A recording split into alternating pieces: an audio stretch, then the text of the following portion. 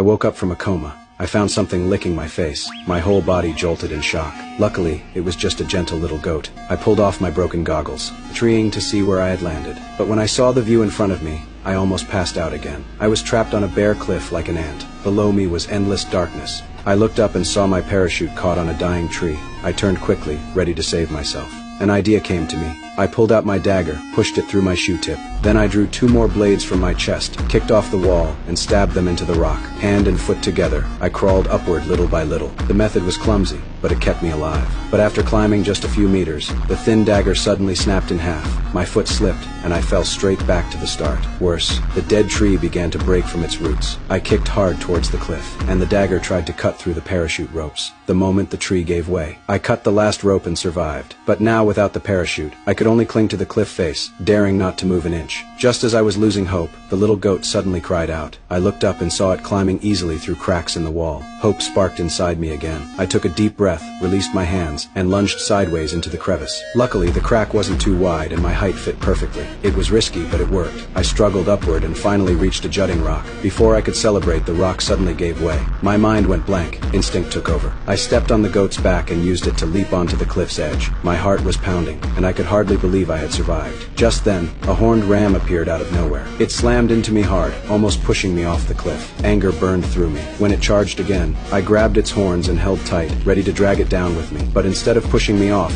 it pulled me upward. Bit by bit, it hauled me onto the cliff. I stood there stunned, staring at the ram. Right then, I made a vow. From this day on, I would never eat lamb again.